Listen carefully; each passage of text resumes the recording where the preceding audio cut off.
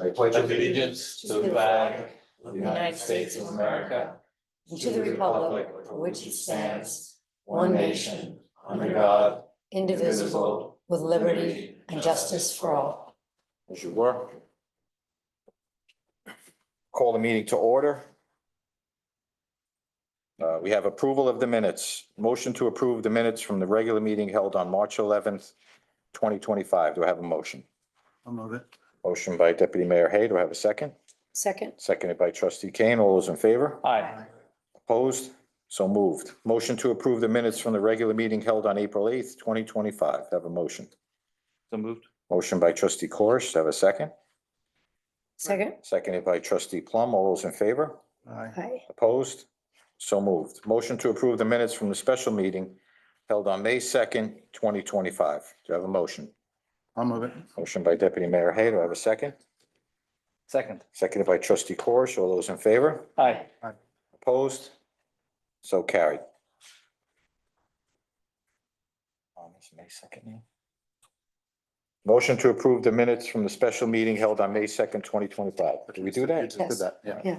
I'm getting a little confused. All right, that brings us now to the department committee reports. We have the treasurer's report. Charles?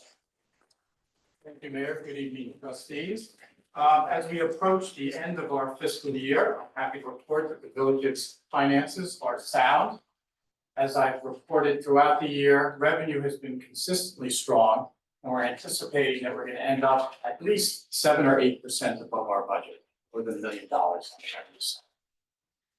Similarly, on expenses, expenses are tracking our budget. The one exception that we've talked about is business insurance, liability, auto, police, which is over budget, but by compared to the revenue, a relatively small amount. And in terms of the overall financial picture, our revenue far exceeds that, so the net result for the village is very good.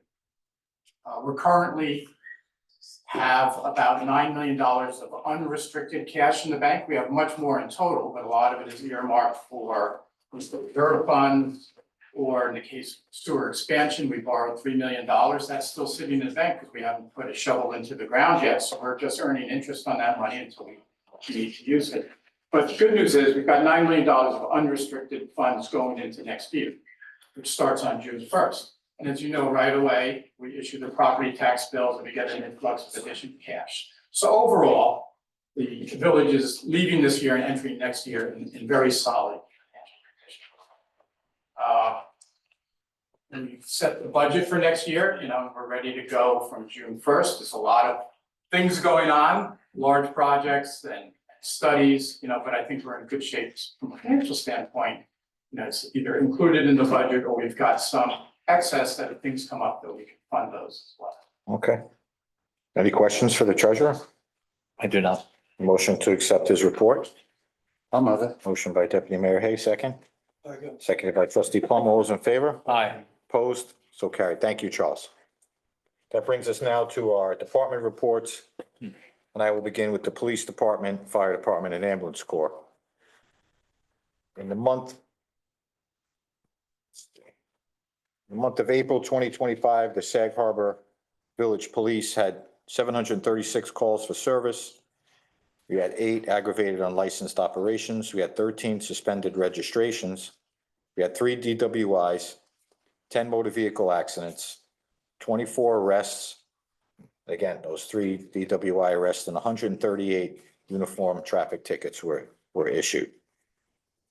For the fire department, in the month of April 2025, the fire department volunteered for over 1,638.38 man hours. During the month, the officers and members of the department responded to 44 calls for service. These calls included car fires, 2 motor vehicle accidents, and there were 3 with injuries. And 1 vehicle was completely destroyed by fire. We had 2 gas leaks and numerous false alarms. So we expect that with the season coming that the calls will start to increase heading into Memorial Day weekend. I also have a list of the new officers for the fire department. So we have fire chief will be Mike Geyer. First Assistant Chief will be Gary J.R. Wilson. Second Assistant Chief will be Howard Kleinsmith. The fourth, Fire Police Officers, Lieutenant Fran Chivoni, First Lieutenant Joe Federico. Rescue Squad Officers, we have Mike Stone as the Crew Chief, and Assistant Crew Chief is Chris Dorier. And the dive team is Crew Chief Matt LeBrake, Assistant Crew Chief Rich Simmons. As you'll see, there's many, our fire, we talk about our department, there's many squads and teams and companies that make up the department. And as I read this list off, you'll see how everything functions together. We have the companies consist of the Murray Hill, Gazelle, Otter Hose, Montauk, which is the company I am in, and the Phoenix Hook and Ladder. So for Murray Hill, we have Captain Craig Kayaza and Assistant Captain Hamish McGowan. For Gazelle Hose, Captain Bill Bennett, Assistant Captain Jeff Brown. Otter Hose, we have Captain Shane Dykeman, Assistant Captain Sal Lantieri. For Montauk Hose, we have Captain Pete Garapi and Assistant Captain Stephen Hessler. And for Phoenix Hook and Ladder, we have Captain Jacob Federico and Assistant Captain Matt DiGirolamo. So some of those names you may recognize. They're members of our community. They're out there volunteering and leading in the fire service. So I just wanted to mention those names as part of my report. So that concludes the fire department. Brings us to the ambulance corps. The month of April 2025, the ambulance corps responded to 75 emergency calls. We had 4 work nights, 3 meetings, 1 training session, and 1 work detail for a total of 980 man hours. And that concludes my report for the emergency services. That brings us to Deputy Mayor Hay with the Justice Court, Parks and Open Spaces, and the Planning Board. Thank you, Mr. Mayor. The Justice Court has submitted their activity results through April of this year. Activity is approximately the same as it was in 2024. That looks like 2024 is the new normal of a relatively high level of activity flowing through the Justice Court. Parks and Open Space has had a lot of work and activities in the last month since our last meeting. On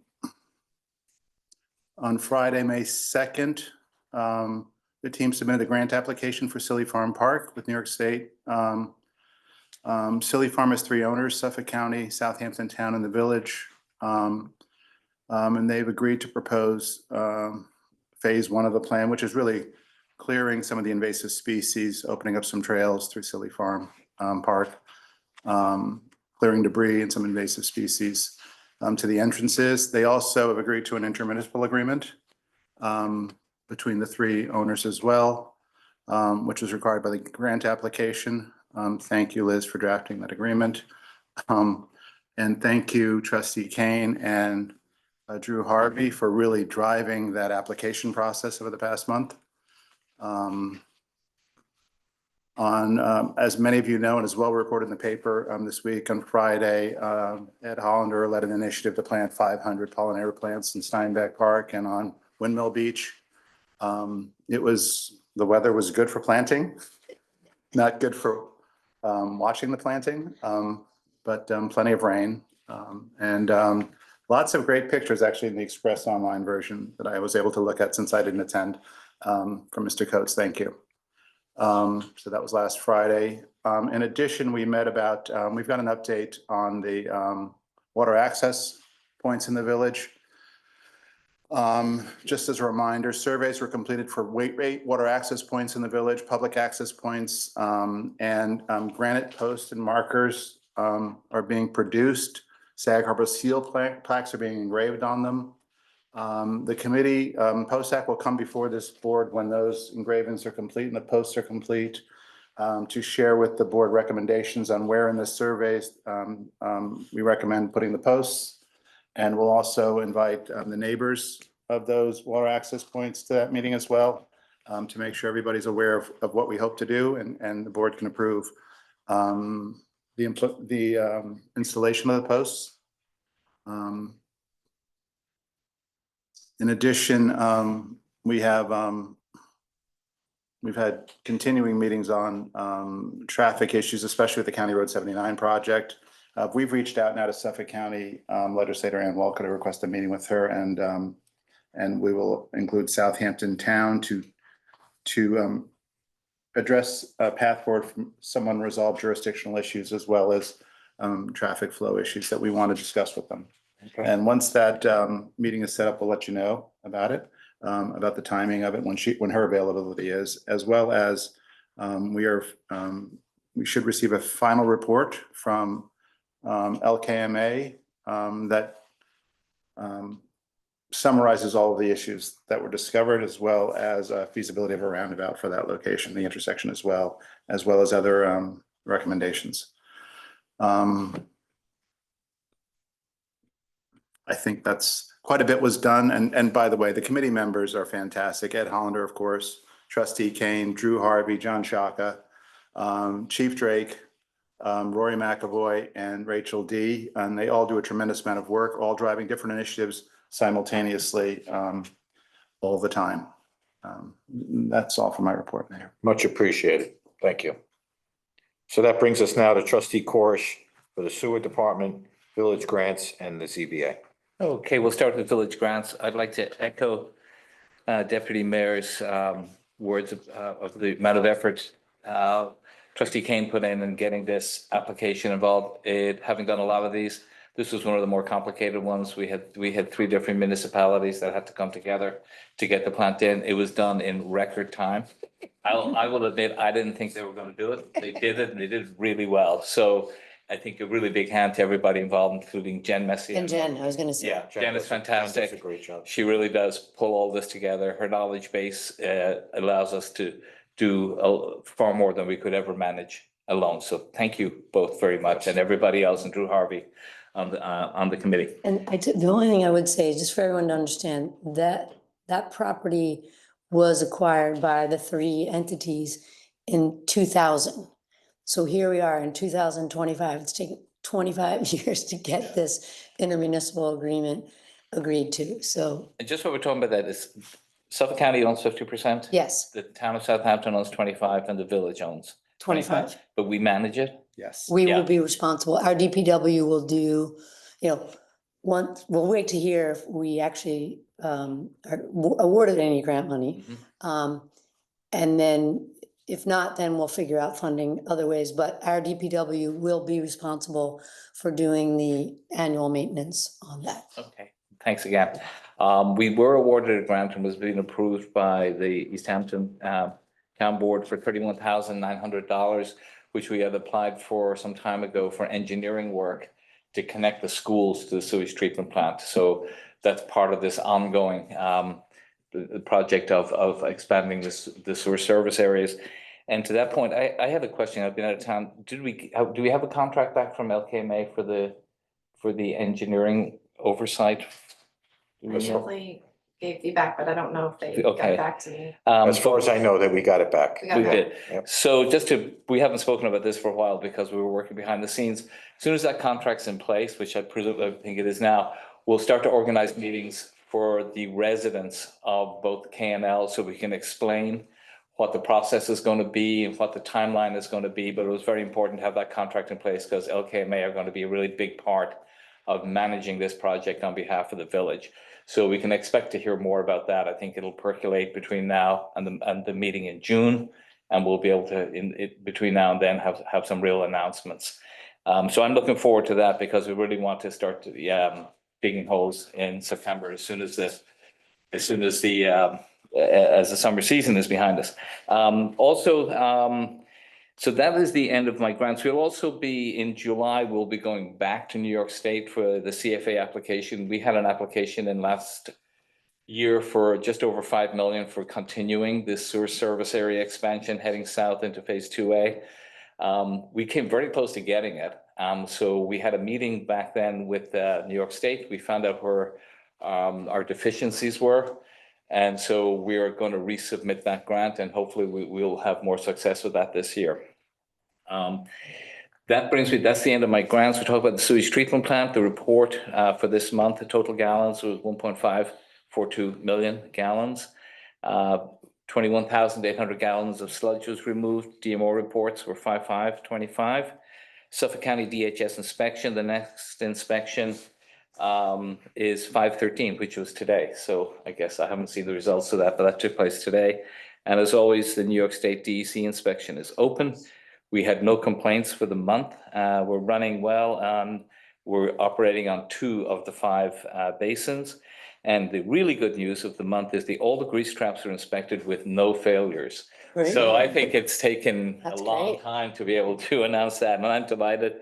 So I really like to thank all the restaurateurs and everybody out there who's really working hard to comply with this. It's great news for the village, and it's great news for the sewage treatment plant. It makes life there a little easier. We had a representative from Harvest Power out to reestablish Wi-Fi connection to the solar panel system. There was no data lost. I think it was just a little glitch. It's up and running again. The flow from March through April saw a decrease of 17,000 gallons, which is kind of an interesting little thought. One would expect that it would start to lift a bit, but we'll see how that works next month. I'm sure it'll be increasing. As I've mentioned before, we have a small capital planning group for the sewage treatment plant. We've been identifying upgrades that will be necessary over the years and trying to establish budgets for them and sources of funding. We'll be meeting again shortly, but since we last spoke, I know Charles and Mark Wagner have worked together, and Charles developed with D. Yardley a list of equipment that would be important to be replaced. Some of it is 20, 30 years old and still working fine. But now as we look ahead to the future, and some of this stuff is, as you can imagine, is pretty expensive. But we're in the planning stage, and I'll be able to report more as we get hard numbers, and then we'll start to investigate sources of revenue to pay for everything. That brings me to the there's nothing left on my reports. And so the last is Zoning Board of Appeals. That board is working really well. There are no issues there. I think they're doing a really good job. They're handling everything that's coming through. And I've had no complaints at all to report. So it's an excellent board. And that concludes my reports, Mayor. Just one thing I would add is that I've been reaching out to the installers of the IA systems, and I'm going to put together a workshop to get the information out there to the public on how they can get funding and who to contact to put these systems in, how the whole process works. We're also looking at possibly getting an expediter to help our residents go through the process. Jane, you went through this, right? Yes. With the process. So I want to try to make the public more aware of what's out there as far as grant funding, how the process works. So we're going to put together a workshop and have the people that are actually in the business installing it and getting the money from the county and the state explain to the public how this works. So it'll be easier for them, or they'll get more of a working knowledge of how to go through the process. Because I think it's And there are important. options, The so most they can important understand. thing to me in this village is to protect that harbor. And it's a problem that's been going on all throughout Long Island. Long Island is densely populated, as you know. I think we would be the 33rd state in population if we would have become our own state. That's how many people live on Long Island. And the nitrogen getting into the harbor, getting into the bays is causing these algae plumes, and it's killing the marine life. So we really need to be proactive and aggressive in combating that. And educating the public is one way that we could do it. We talked about this, how we all have a stake in it. Yes, we do. As the water goes, We all have a stake in the it, village. regardless of whether you're tied to the septic or not. Not everybody benefits from every home Right. that is processed through the sewage treatment plant that reduces the nitrogen. And I think And- Suffolk County might have the highest count of on-site water treatments Right. in the entire country. That we have an astounding number of nitrogen producers. And everything we can do to reduce that number benefits everybody. And thank you. I want to thank you for all the work you've been doing on this, on the sewer treatment plant over the years. It was something that was kind of thrown in your lap to take it over, and you really took charge. And I want to just commend you for the job you've been doing with this. Thank you very much. Mayor. Thank you. And thank you for your report. That brings us to Trustee Plum with Public Works, Board of Historic Preservation and Architectural Review. Bless you. Thank you, Mayor. The DPW, the annual spring leaf and brush pickup was completed. Catch basin, drain cleaning and maintenance continues on an as-needed basis. The roads continue to be swept. with our old sweeper. Grass cutting is starting in parks, road shoulders and parking lots. Asphalt repair and patching continues as needed, because of the potholes. Spring cleaning and tree pruning at the village parking lots has been completed. Paid parking signs have been installed for the 2025 season, which you may have noticed. Irrigation has been commissioned in the village parks. Rain gardens have been prepared for spring, and I'm assuming that the DPW has been given coaching in terms of what species are supposed to remove and leave, et cetera. And that's a question for Mary Ann. Did that happen? No, they went ahead and they did the weeding and the mulching. I'm just following up on what they did last summer, Okay, so yeah, all right. And, we'll work with them, totally. okay, good. And the cleaning and painting of antique light posts has commenced and will continue through the warmer months. And in major news, I have taken over the flag duties at the War of 1812 monument on High Street next to my house, because the prior Greg doesn't want to do it anymore, so it's my job, and I'd be glad to do it. You live right there, it's good. I did find out, I always thought that a flag had to be illuminated at night, an American flag, but that turns out to not be true. Hmm. So I don't plan on taking it down every night unless I find different. Can we play taps or do you have a Oh, yeah. little recording? Yeah.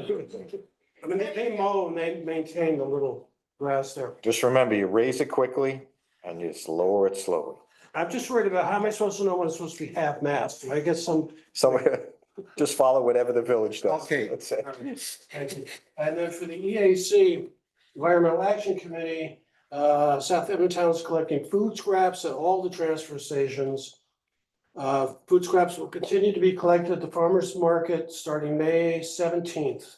And then they will be then taken to the transfer station. Skip the Stuff will start outreach to business owners the week after Memorial Day. That's cutting down the paper and the plastic, et cetera.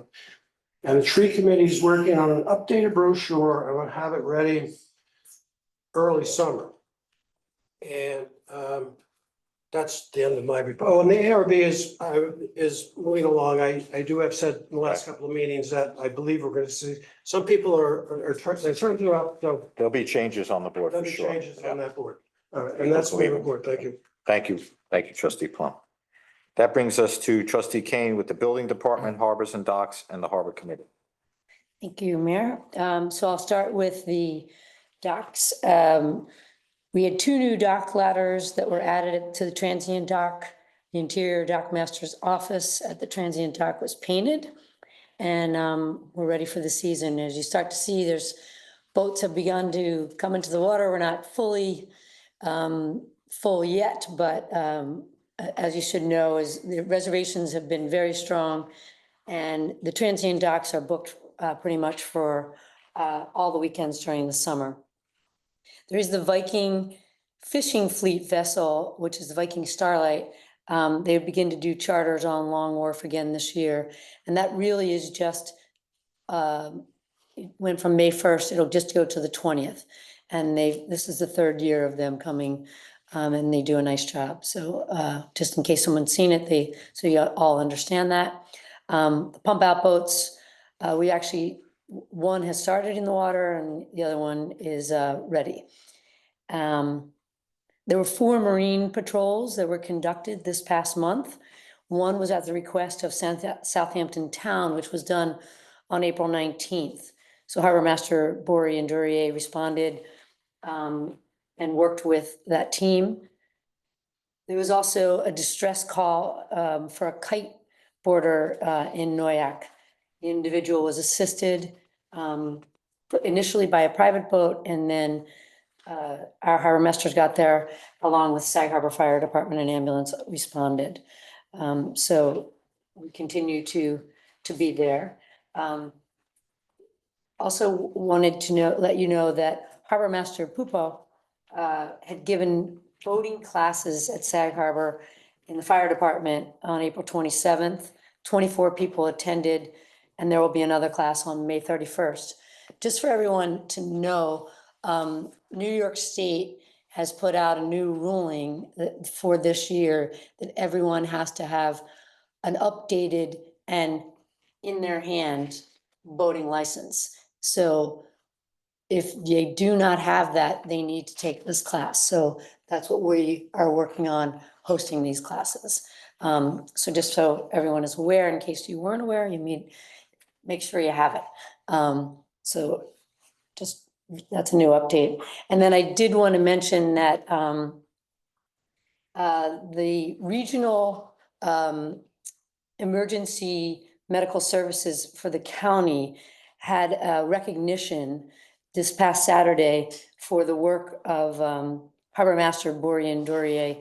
If you remember, there was a trauma call that happened last fall. And so they just had a recognition for all of Suffolk County, and our harbor masters were recognized. So I just wanted to let everyone be aware of that. And then to give you an update on the funding, the month of April itself, we actually ran at 20% less than last year. It was 37,000 odd for 25 versus 50,000 odd for 24. However, for year to date, we're running at 14% ahead.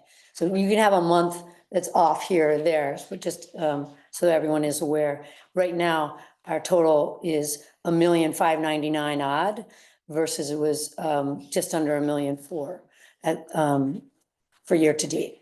So that's where we are with harbor and docks.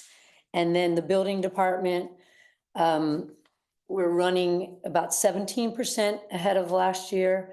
This is just year to date. That's 347,000 odd versus 295,000. And to give you a sense of how busy they've been, there were 14 building permits issued, 12 rental permits. So we continue to have these rental permits. In fact, for next month, I asked if we could have, it won't be a year-to-date number, but it'll be the total number of how many rental permits we have done since we started the process. So I just want everyone to have those figures, especially as we're going to be going into the rental season. So this will be the second rental season, and we'll break out the owner-occupied versus the regular rental permits. So we'll have that for next month. And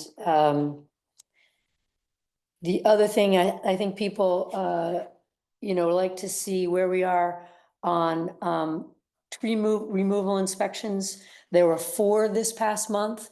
So again, arborists are proactive, homeowners are proactive. Bruce goes out and does these inspections. I asked if we could also have what that year-to-date number is for this year, but then also since we put it in place. So it's really starting to have the right kind of momentum that we want to see. And, on the enforcement side, we continue to have a lot of complaints taken. 12 were taken, 12 were addressed, 17 fire inspections, plan reviews were 24. As we kick into the new season, restaurants are having their applications come in. So it's a busy time in the building department because they wear a lot of different hats for all these different permits that we have now, in addition to the regular enforcement in the regular building department. So I just want to thank them for all that extra work we do. Thank you. Thank you, Trustee Kane. That brings us to our public comment section, 15-minute public session. Input for comments and questions, limit 3 minutes per speaker. Kate, you want to come up? Tell everybody who you are, if they don't know you.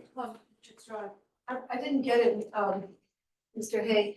I was wondering if that, you might have said it, but I apologize. If the ownership of the circle between Suffolk County and the village, has that been The intersection, the intersection there? the owner, that has not been resolved yet. We're still working on that with the county. It's a fair question. It's a fair question, an important issue that we need to resolve. Anybody else want to comment on the report? You want? Question, are they gonna repave the road? I mean, eventually I know they're doing the turnpike.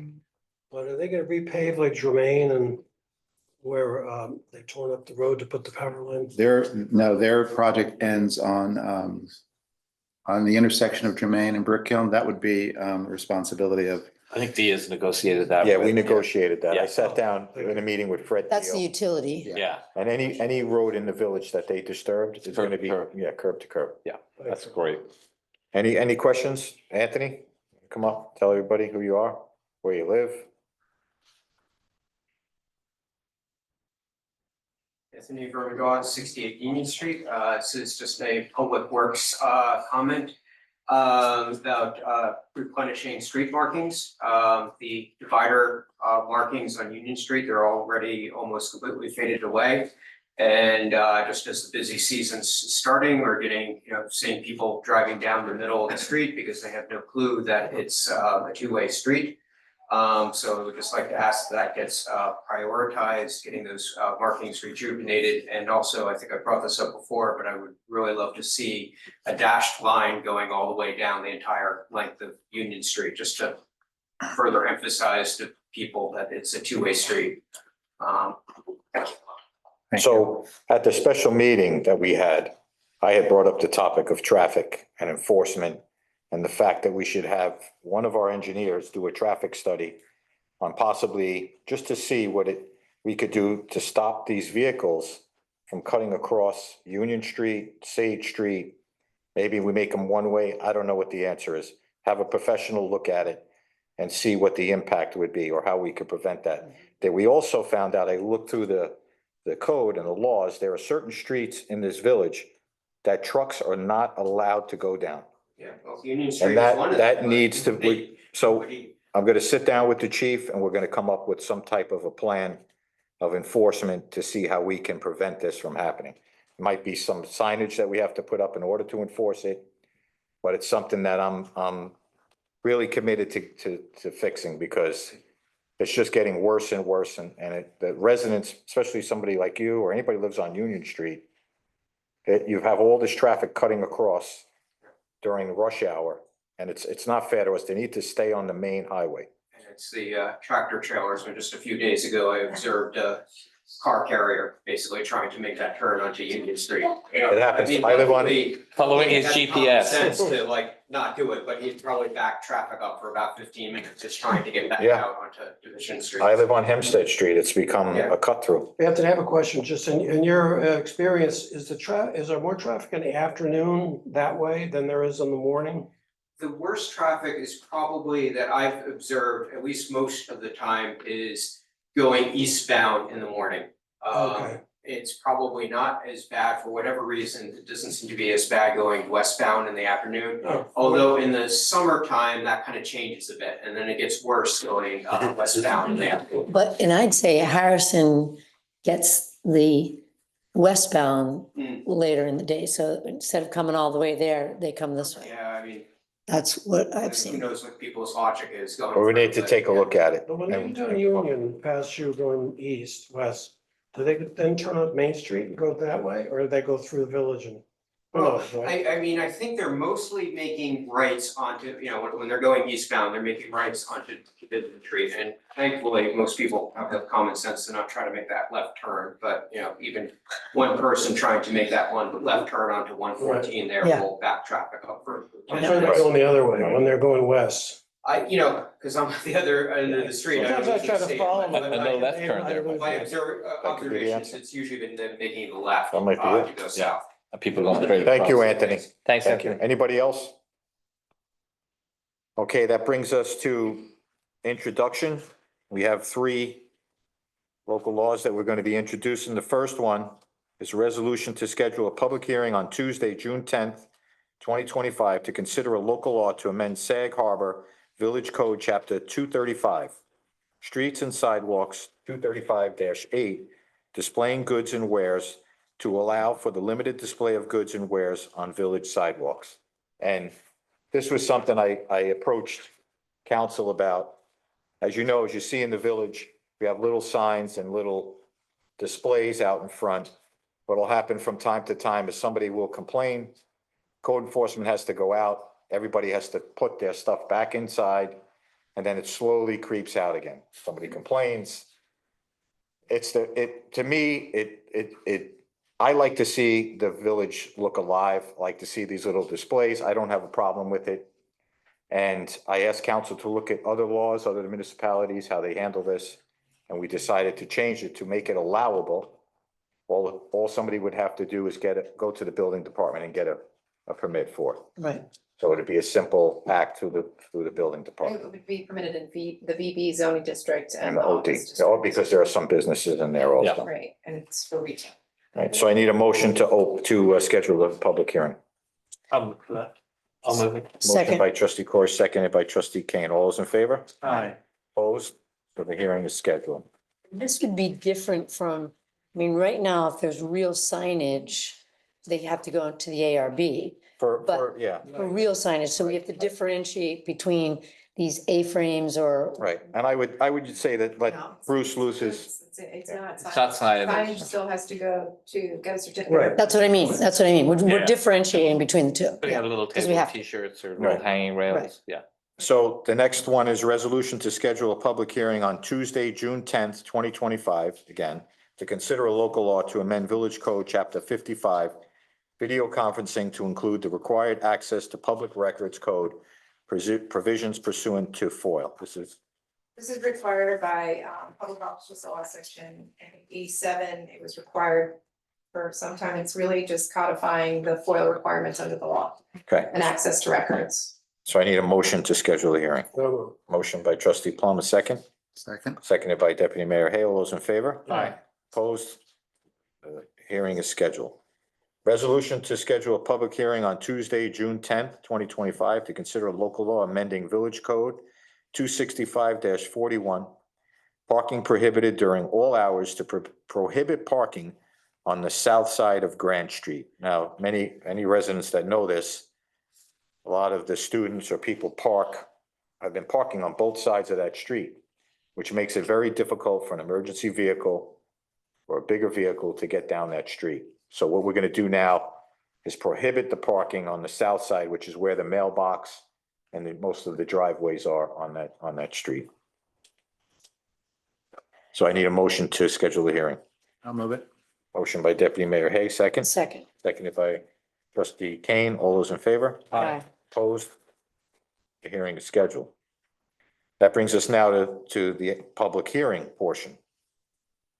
We will continue a local law to amend Village Code 300-9-12 accessory apartments in the R20 zoning district and 300-2.2 definitions accessory apartment to clarify code provisions. This is a law that we've been working on Yeah, with This is it. a continued public hearing, but we have not heard back from Suffolk County Planning Commission, so we can't adopt it tonight. So the hearing is open. Do we have any comments from the public on this?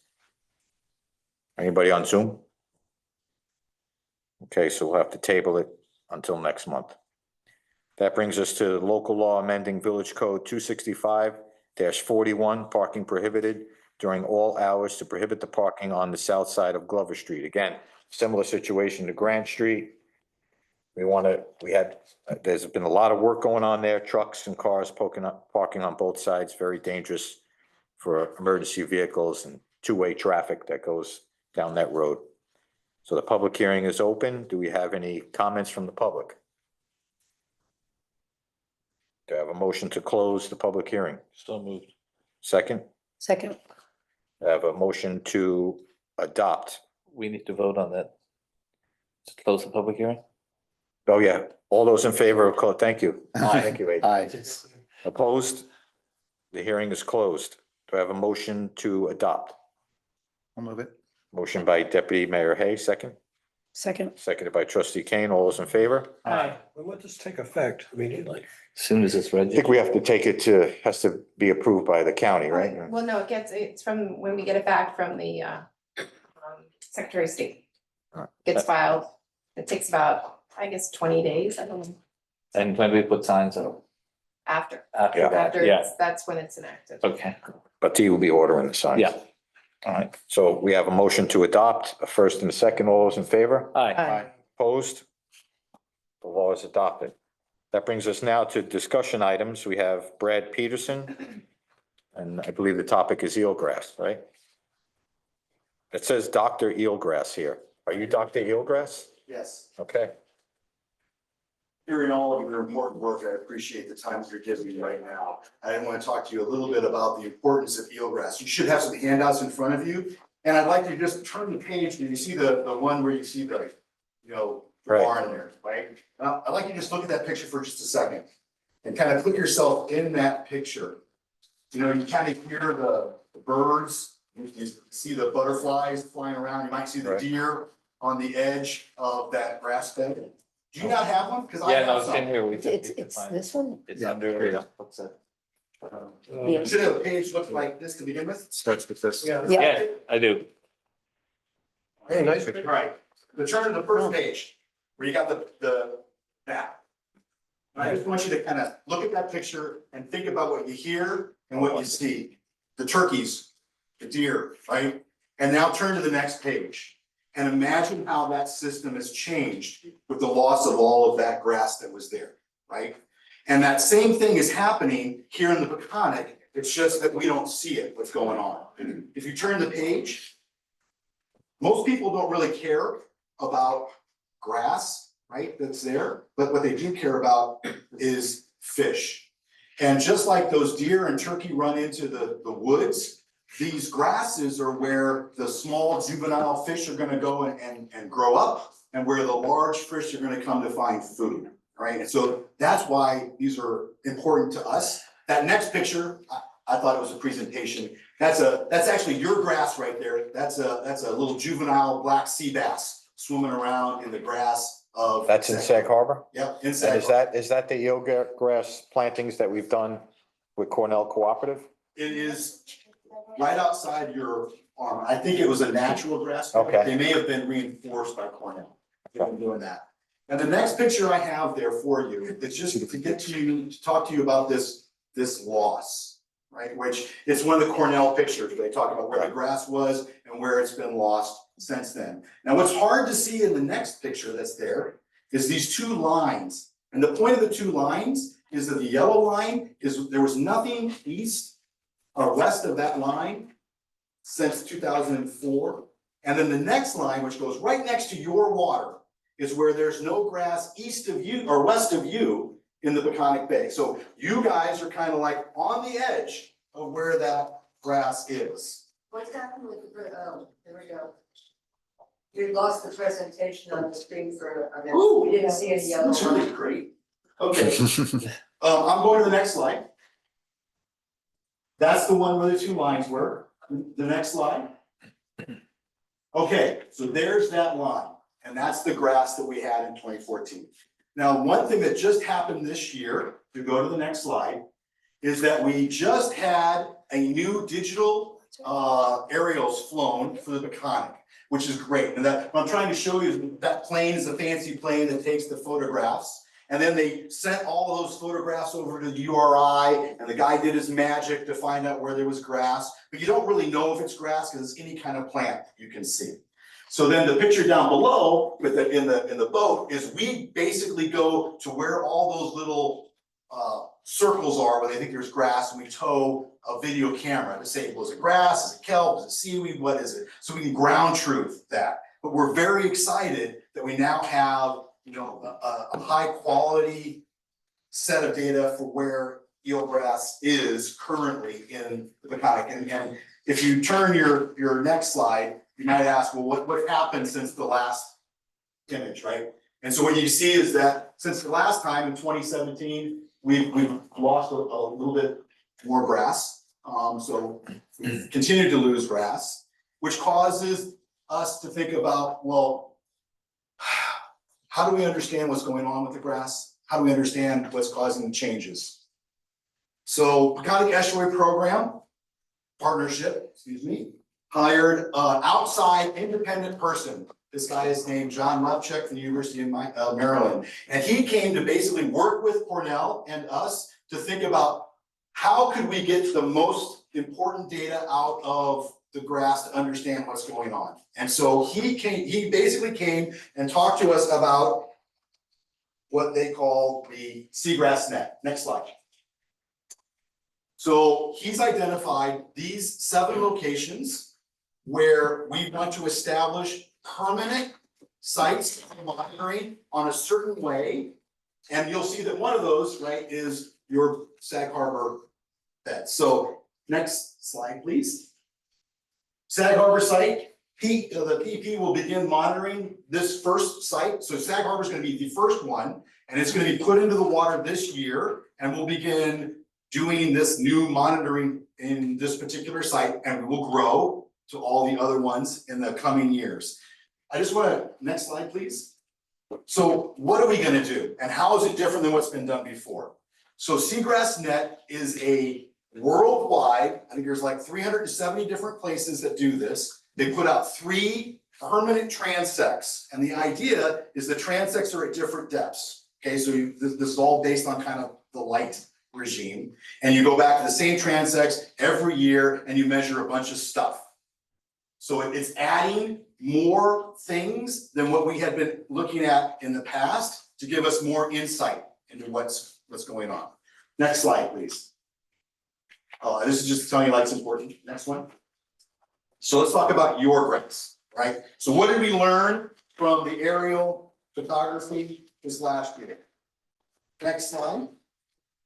This is the Cornell data, and you can see that unlike many other places, your grass, although it varies, remains very strong. Okay, I want you to hear this, that your grass is a great representative of what we want to have in the Peconic.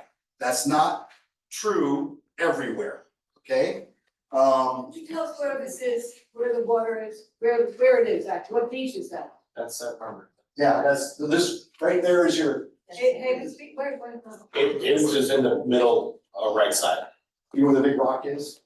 The left. I'm not sure which one we're- The bridge. I can't, I wish I could see it here. Yeah. It's kind of stuff. Is it this one? No, Yep, that's yeah. not- Yep. So that's the actual harbor. There's Yeah. there's the breakwater there. Can you see the? Yeah.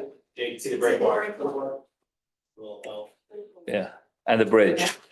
Oh, the breakwater, oh, I Yeah. get it, okay, I get it, I see the bridge, yeah. Thank you, where the- sorry, yeah, I got it, thank you very much. There's also this next one is basically just asking, I'm adding some ways that we're gonna look at light, particularly in this place. Now, light in the Peconic is not as big of an issue as we have in the South Shore estuaries, but it fell out as something that maybe we need to be paying attention to, which I was loving to hear all of the work you guys have done on nitrogen. Okay, that was my question. I was Like, gonna ask you, nitrogen ultimately reduces light and creates weak. yeah, weak and it can grass. either reduce what's in the, like Gobler would care about the stuff that's growing in the water column, Yeah. right? But stuff also grows on the blade of the grass. Right. And so nitrogen can also lead that. So it's kind of understanding, you know, what's causing the light problem. The turbidity is the biggest issue with eelgrass, right? It depends, no, because if you have stuff growing on the leaf, it's kind of like this buildup you have on the windshield of your car, and it's hard to get that light transparent. So it could be turbidity in the water column. And some places that's definitely it, but it could also be stuff that's growing on the leaves. So sometimes. And that's with nitrogen effects? It can do both.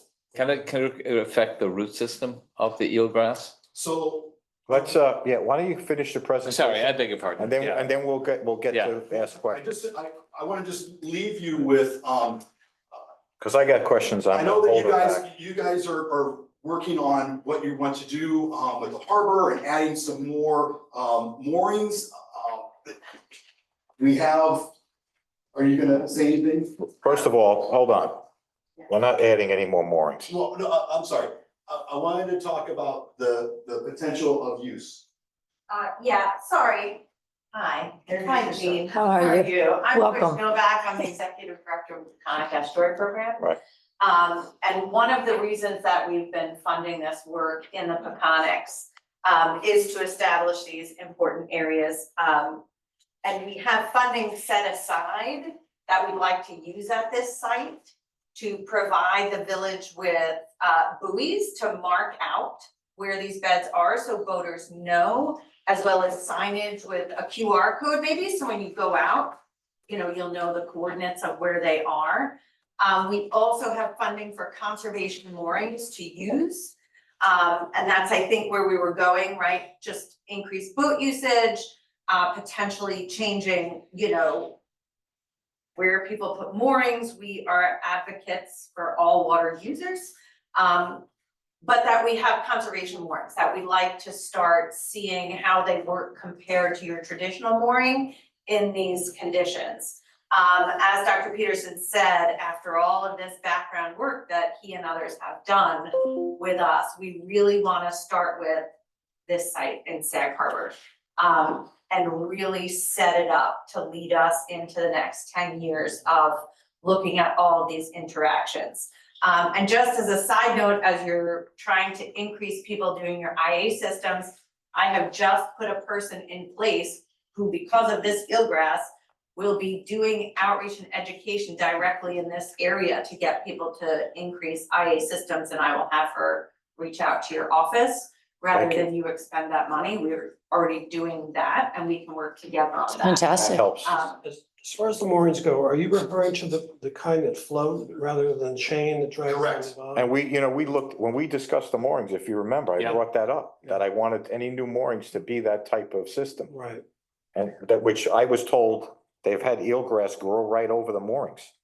But you can see a ring around each mooring. It's a chain that Correct. Correct. just rips up But the bottom. Massachusetts has done a lot Right. of work with Right. this. Right. Very good.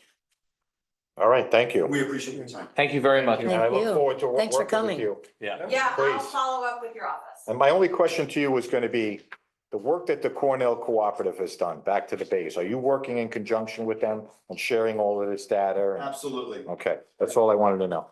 I'm still Thank trying to you. figure out the Kansas dust storm. Well, I gotta get you. I mean, I guess I get it. So thank you for that presentation. That brings us now to Mary Ann Eddy, EAC Stormwater, Rain Gardens, and Native Good. Plants. I like it. Good job. Thank you.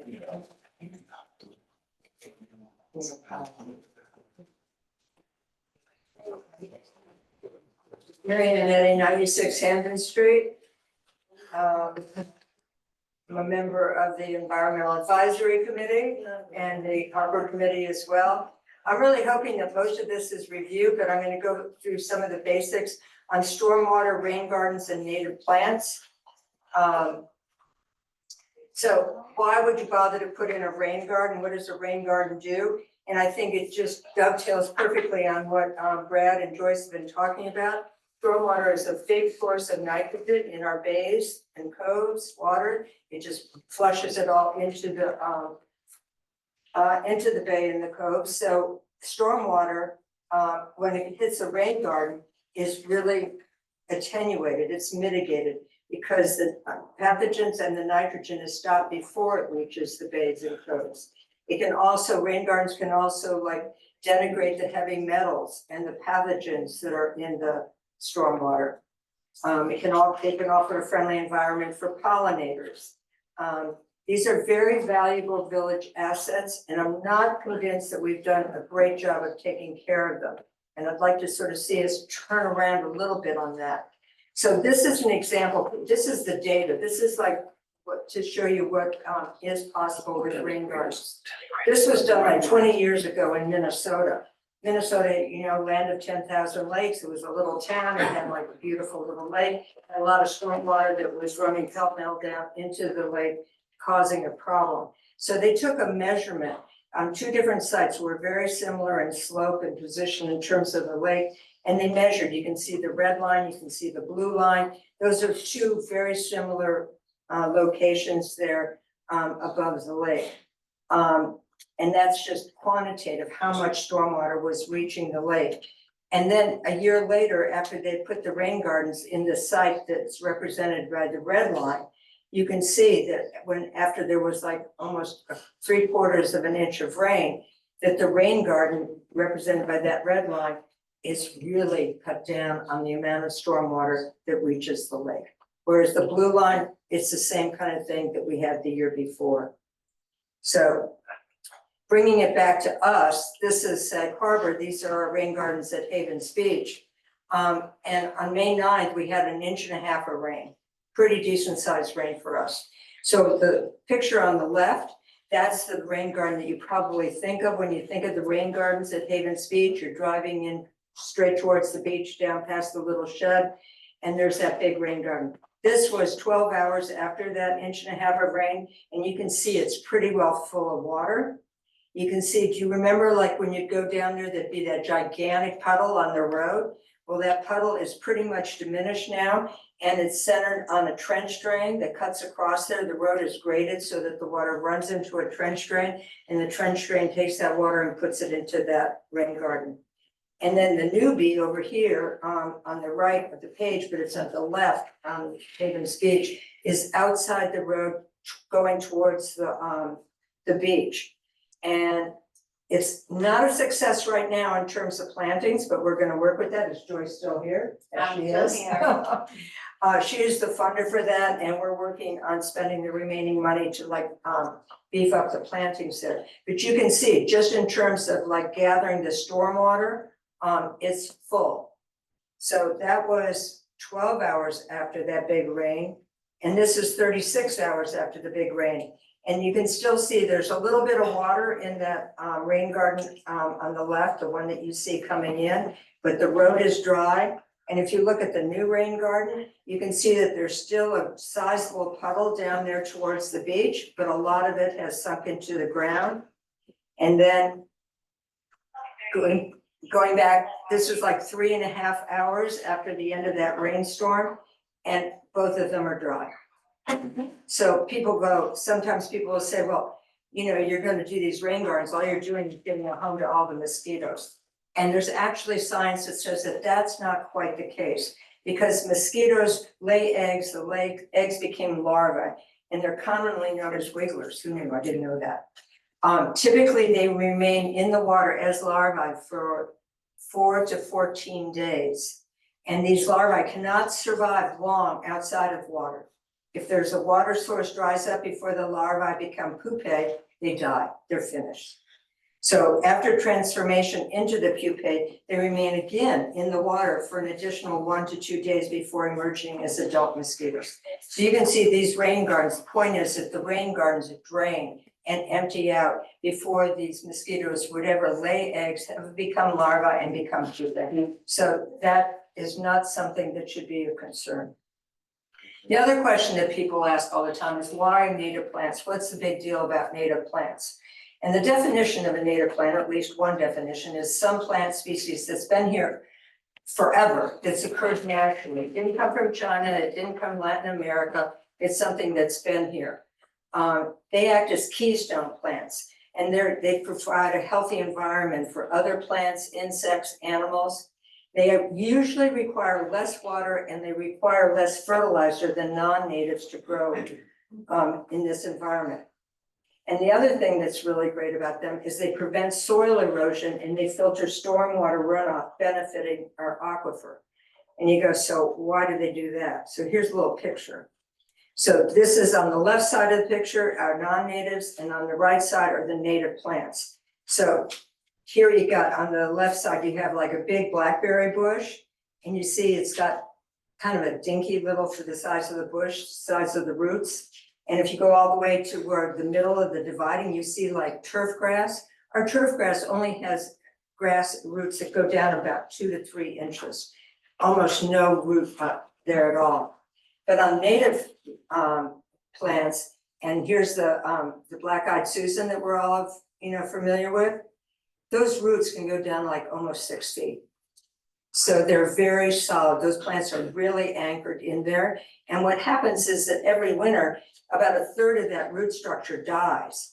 And it dies in the roots that have died, they wither up. And then in the spring, when the rains come, rain can actually trickle down into those holes, those channels that the roots have made.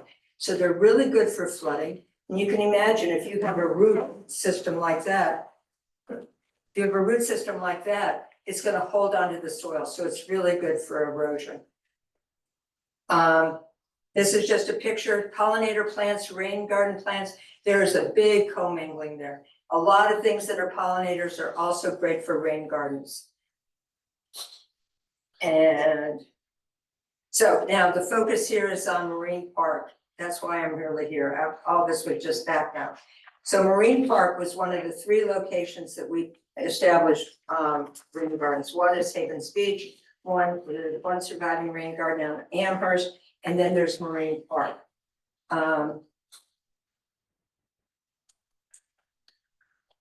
So Marine Park was not well tended. There was some misunderstanding as to whether or not there was gonna be maintenance done by the people that put in the park, whether or not we were gonna do it. Anyway, we kind of dropped the ball. It got taken over by invasives. DPW came in and they took out the invasives. But we only have left a few plants left. We had a walk around with that. We get Nelson, Pope and Voorhees, Brant Reiner, and Rusty's replacement. Nuria Stockman came, we examined it. Edwina was with us, our volunteer consultant. Plants that are thriving are inkberry, goldenrod, and iris. But you saw with that picture that there's a lot of empty space.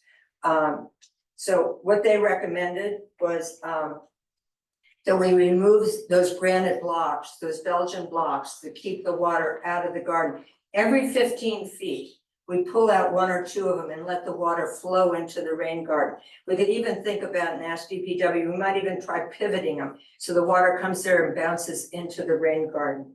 And that we relocate the goldenrod, because the goldenrod that's in there is not appropriate for this garden. It's this big horsey monstrosity of a plant, right? It'd be perfect at Havens Beach. Let's pick it up, let's put it at Havens Beach. We need a smaller, more delicate kind of plant over there at Marine Park. And their other recommendation was that we re-veg with natives to the tune of $8,500. That seemed like a lot. So Edwina and I worked on this. This is what we recommend, and this is what we're asking for, is that we follow the recommendations about the Belgian block, that we, every 15 feet, we pick one of those up, take it out, let the water flow through. And the $5,000 or less, we can work on a plant design that Edwina will come up with.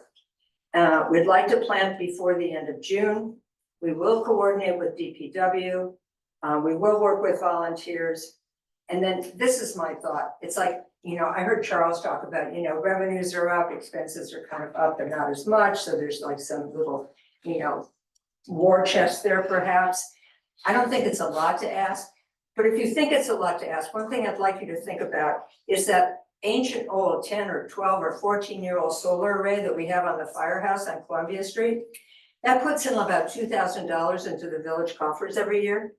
And then the other thing that Green Enterprise has produced is that our charging station has produced now like $28,000.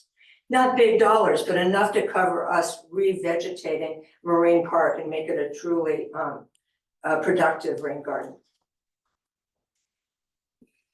Thank you. Thank you. So do I hear a motion? No, we have not a motion yet. You don't have a Not motion. yet. Well, we would like to plant before June. We don't want to get it too hot. We don't want to have it when the height of the tourist season. We'd like to have a nice, well-constructed garden. Thank you. Thank you. Thank Thank you. Okay, that brings us now to Jesse Matsuoka with congestion relief presentation. Just gonna pull the map here.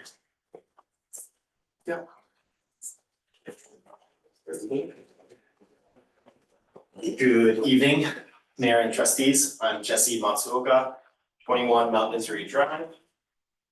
Here presenting the congestion relief pilot program that is in collaboration with, through the Chamber of Commerce, association with Sag Harbor Village, and also the Office of the New York Assemblyman. We will want to, or guess we can start off with the overview. Today we'll be discussing a little bit of the background and needs, proposed solutions, community benefits. I'll be presenting the map and logistics and funding. Of course, many things for everyone's help. All right, so our overview, to implement one-year shuttle pilot to reduce traffic congestion, ease parking demand, and enhance accessibility for Sag Harbor Village residents. This is the main gist. All right. Background and need. In summary, the village is experiencing increased congestion, which I think everyone can speak to. As a business owner within the village, I've been hearing about it, dealing with it, and hearing from residents, being a resident myself, trying to figure out how we can pull it together. We now have a committee that has been put together by the Chamber of Commerce to be able to hopefully bring something positive and benefit multiple areas, whether that be workforce, residents, and tourists. Just a little bit of supporting statistics: 53% of residents drive alone to work, and then only add one car per person into our limited parking situation of the village. Hampton's traffic increases by up to 9,000 vehicles per day during summertime. I know that that's actually an understatement. That is from, we pulled numbers from Suffolk County, Southampton numbers and village numbers. But in speaking with local police, they had more accurate numbers that this is a much bigger number than that. Over 1,000 vehicles per hour are diverted to and from County Road 39. We can all kind of speak to that there's multiple roads that get congested, and the biggest one is definitely Main Street, which everyone tends to complain about not being able to go to certain businesses, not being able to jump into IGA to grab a beverage or shop quickly. There's definitely an issue that we need to attend to. Limited public transportation and parking available. So this is something that I hear from the business side of the workforce not being able to rely on public transportation to get to and from other towns, villages, or even within town. The parking availability has always been discussed and an issue that we'd love to be able to present some kind of solution today. So what we're really talking about is being able to understand what the residents, the visitors, and the businesses are utilizing. We're utilizing the village for all these needs within parking and transportation. It's just a little quick snapshot of what we can look forward to in a couple of weeks. You just had to put that up. In hopes, right, that this congestion will lighten up with our suggestions today, and at minimum for the business community, that the cars that are rolling through Main Street are actually paying patrons, not actually workforce looking to repark after their 2-hour parking. Okay, proposed solution. Shuttle bus pilot, just want to emphasize pilot here. Loop style shuttle bus system with high frequency services to support the transit needs of our residents and our community. We are hoping to be able to have a 30-minute loop within the village. Village proper, right? Not actually getting outside the village. All right. Community benefits. Pilot is designed to achieve the following: reduce congestion by minimizing intra-village car trips, free up parking spaces. This is to encourage discourage the encourage the park once behavior and not reparking every 2 hours. Enhance quality of life. This is free transportation plus improves road safety and air quality, less cars, less CO2. Support residents and business communities by increasing accessibility options and reducing parking challenges. Improve our local environment by reducing emissions and noise pollution. So, to come back to the concept of being able to utilize the village proper transportation system, this map has been also reviewed with the local police department. We will be doing kind of a walkthrough. Hopefully we're not walking this whole route, I mean like a drive-through, and ensuring that this is possible for a transit system to get through these areas. And the concept of being able to pick up and drop off whether residents or workforce at specific areas so that alleviates that person or people to have to use their cars to come into the village or out of the village or wherever. So we want to be able to hit certain communities to be able to pick up residents and bring them to the best places that Sag Harbor has to offer, whether that be the beaches, so Havens Beach, or parks. We have multiple parks, including Massachusetts Park, Village Main Street. And this was our first trial at putting a map together and a route. We are currently working with Hampton Hopper, which already has a transit. Got it. We'll help it. Which already has a transit from Bridgehampton train station to Sag Harbor. I think Right. that's important, right, Jesse, to get that Yes. word out there. That alone, in speaking with other business owners, I got asked multiple times. They said, if there's just some kind of transit that goes from Bridgehampton train station to Sag Harbor, we would be able to pick up so many workforce that don't need cars, that live in Hampton Bays and further out to be able to come to work. I was like, oh, that's funny, because it already exists. I only learned about this, a couple of months ago in doing this research.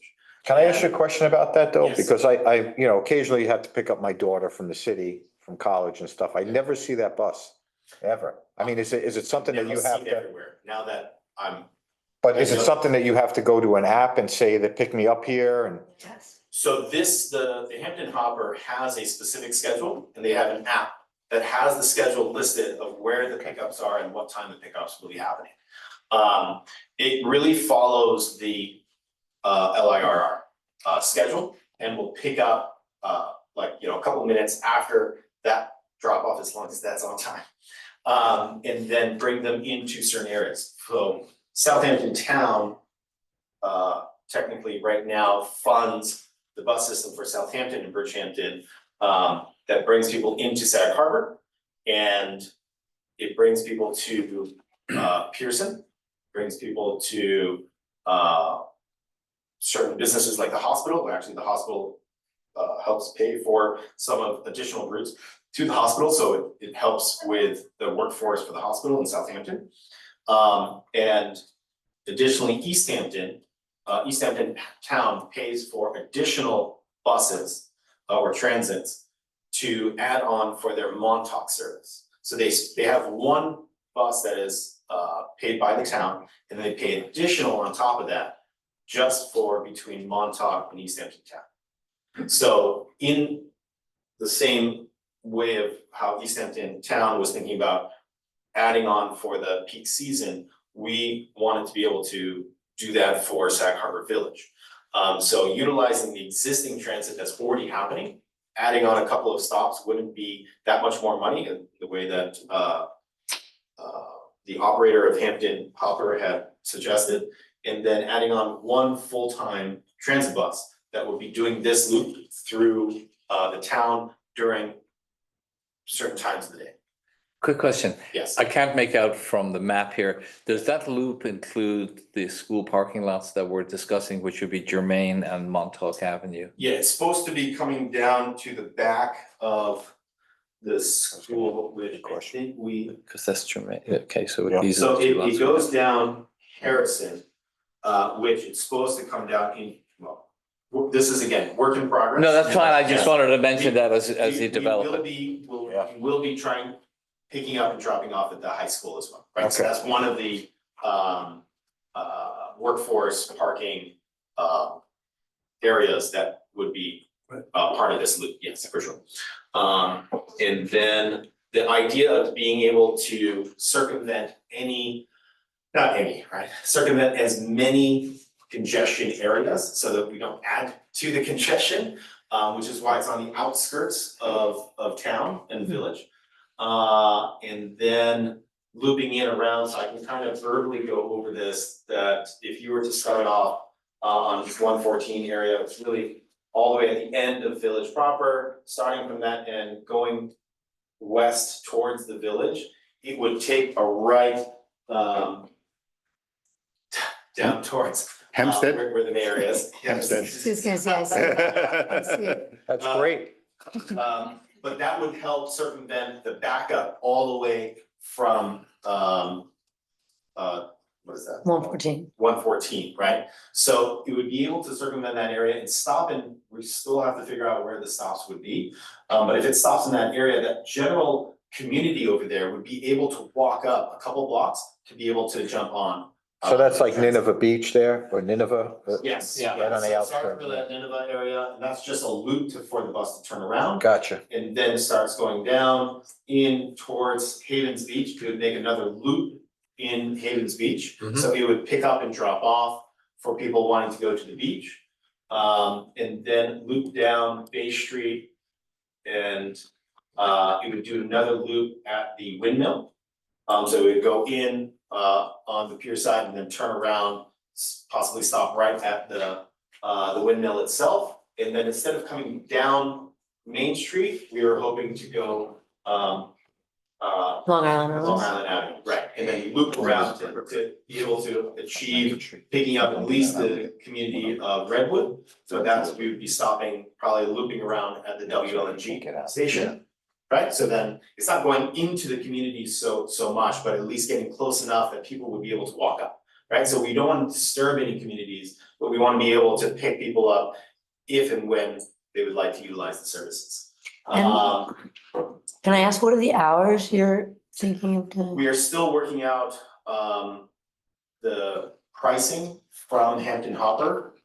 Their pricing right now, they already have a bus running from 6 AM to 5 PM. So we are hoping to be able to get within that range. And if we use the existing transit and then add another one on top, we would increase the possible stops during the peak times, which is might be like 12 to 5, right? And then it goes down to a single bus from 5 to 8 or something.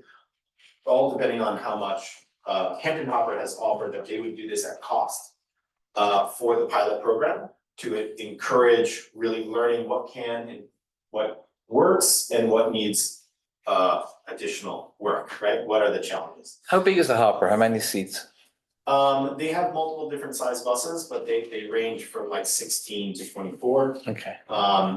And it's nowhere near the size of like a jitney, right? So Right, it's a then we're not gonna have two-chassis this bus. bigger bus negotiated. No. Okay. Right, yeah, this is, I mean, some people have bigger personal trucks than these transit. So, and I've seen them run down smaller streets than what we're suggesting to go in. Ultimately, again, I wanna just emphasize that this is a pilot.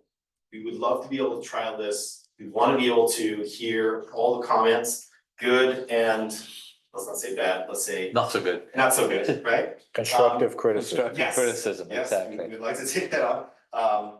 So, you know, the pilot logistics, we want to be working with the village, working with the state and the chamber to be able to provide this free of charge. It is powered by the Hampton Hopper, which is yet another nonprofit. And they have also said that they would work at cost for this pilot program. The funding from earmarked state funds, which is preferably from the New York Assemblyman, and to utilize also village funds to be able to come together and make this a village and state pilot program that in hopes becomes an actual full-fledged program that can be offered to everyone that comes to Sag Harbor. Are you envisioning one bus continuously making this whole route? That is correct. So there is one bus existing in hopes that that could add a couple more stops in between its already scheduled times. The scheduled times right now are 6:30, 8:30, 3 and 5.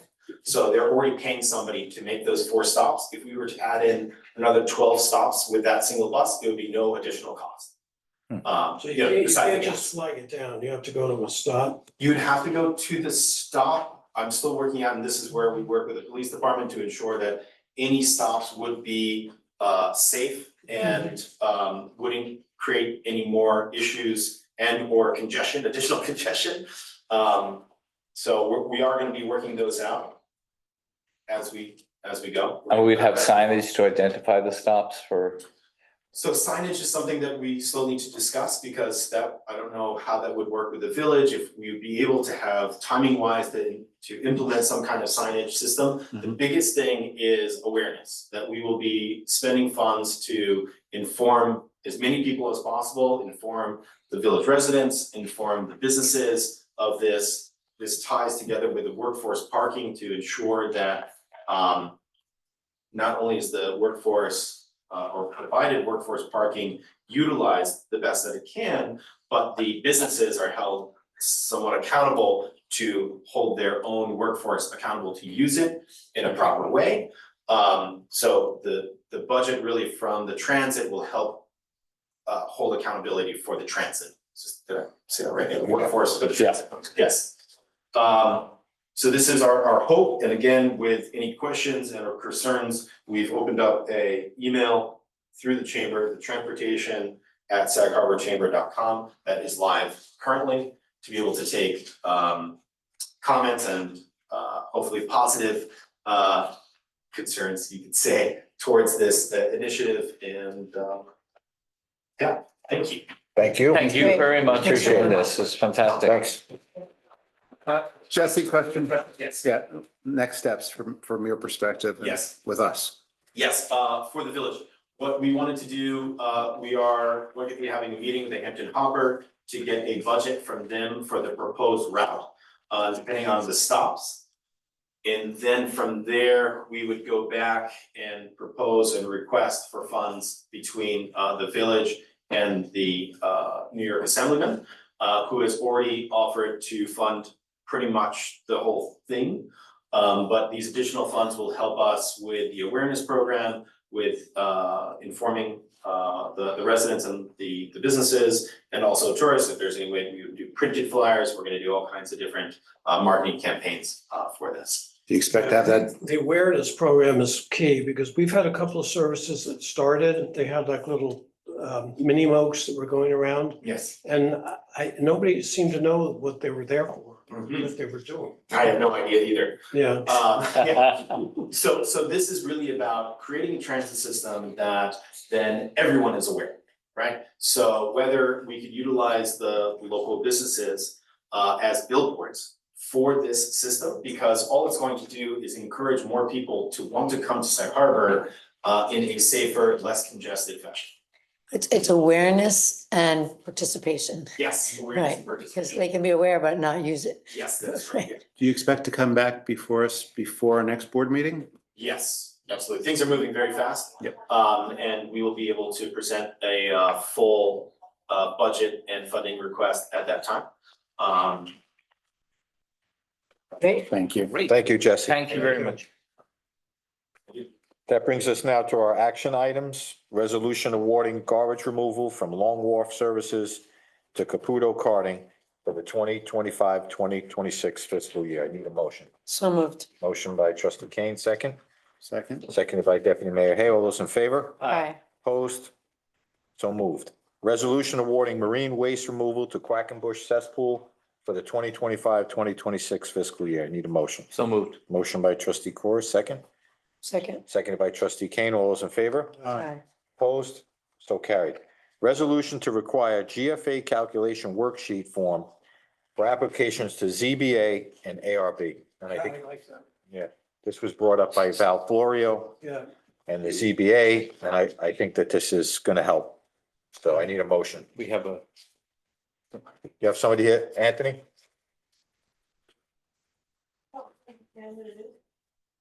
Sure. Anthony from Union Street. So I just to answer the question, so this is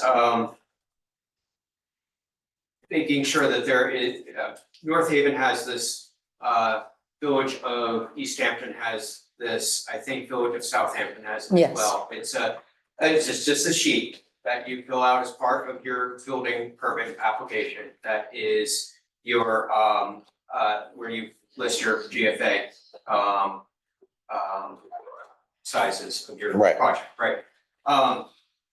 This is something I've been doing on my own drawings. Usually I have a table of GFA on my first sheet. Nobody ever reads it. Usually the first question I get asked, these review boards, what is your GFA? So I think even though this is a little more paperwork, I think it is a good thing to have, so I support this. One thing I would ask is that if you do have a template for this that folks can review before making it official, I think that would be great, because I think even like. I think we're about to make it official. Yeah. So, Yeah, but we can change we can make it official and then we can have a template. It's basically that some people, like you may put it on one part of your paperwork, some other people put it on the survey. Yeah, there's Some no- people have it really small, it's yeah, it's there's not, no consistency. so this is This to is- simplify it and. this is feedback from our boards to help them. They're asking us to do this. It's a simple form to help them to process these applications. That's all it is. There's nothing personal, Anthony. Yeah, Also nothing means personal. that your GFA, when you put it on your drawings, you're certifying that that's, in fact, those are the real numbers. Correct. And I'm saying that I 100% support this. I'm just asking if there could be the template Yeah, for sure. making it official can be reviewed for comments. Just because, you know, the one in North Haven is actually a little bit weird how they do it. It's kind of hard to understand how you're supposed to fill it out. So, you know, Okay, just have an opportunity to make it very clear. Thank you. Thank you. So I need a motion. so moved. Motion by trustee Corr, second. Second, Seconded by trustee Kane. All those in favor? Aye. Opposed? So moved.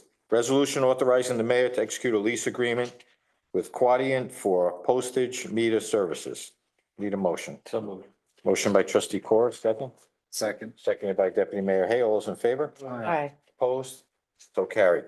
Resolution authorizing agreement with Sag Harbor Union Free School District to provide parking at Jermaine and Montauk Avenue. This is what we've been talking about. This is the Yep. what we're gonna use for employee parking. I'll make that motion. Motion by trustee Corr, second. Seconded by trustee Plum. All those in favor? Aye. Opposed? So carried. Resolution to accept donations. And this is from the Sag Harbor Partnership for the remaining balance of donations for John Steinbeck Waterfront Park in the amount of $18,460.97. So thank you to the partnership. Yep. This is I believe this is the final donation that the partnership will be. Oh. So thank you. for all your- So soon. So I need a motion to accept that donation. so moved. Motion by trustee Kane, second. Second. Seconded by deputy mayor Hay. All those in favor? Aye. Opposed? So carried. Resolution amending consulting and application fees associated with land use boards. And we had a meeting this morning and went over these fees, council, so you can see it's laid out there. And what has been happening is we put a cap on certain things and inevitably we go over the cap. I mean, we do have, the village has a responsibility to make sure that we cover our interests when it comes to environmental issues.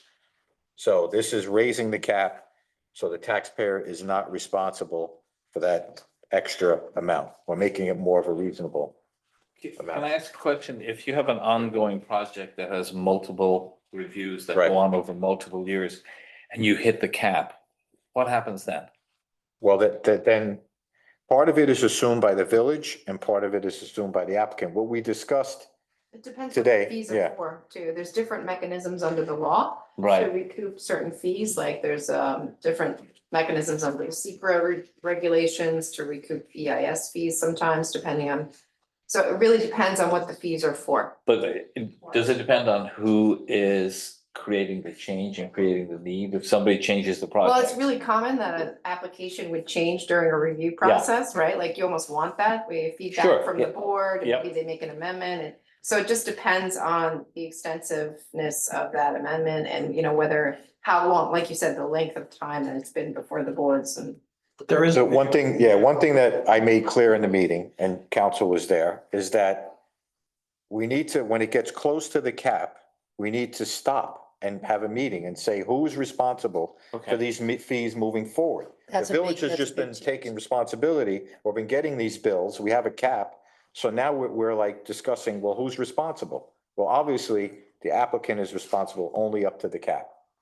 So what we have to do moving forward is stop the project I don't care, not stop the project, but stop the process and review the bills. It'll actually be pulled from the agenda if it has to be, if they're not willing, if we don't have these meetings. I would think the applicant would be responsible. I don't see. Well, in certain situations, you can't say every situation, but That's right. You can't say every situation, at least it's to the point now where we're gonna stop and review it. So there's before going there's a forward. process. Yes, This Which is we've new. never had. we haven't had it before. It should have been taking place and it wasn't. This is great.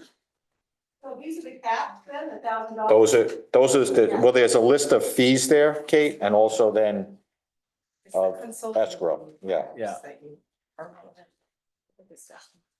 We went from, I believe it was 5,000 to 15,000. Is that correct, council, on certain? Yeah, depending on the review. Where's the process identified? Yeah. I'm sorry, There's a process now, but where is that? that's internal. I mean, that's gonna be an internal review Okay, process. that has, so we, Yeah, it's case specific. It's very case, these are all, every application that comes through is different, you know. so we have to monitor the source. We have to Essentially where we internally are monitor now. this, correct? Yeah, okay, Yes. all right. So I And who need, monitors this? well, In we- advance of breaching the cap, like at what stage?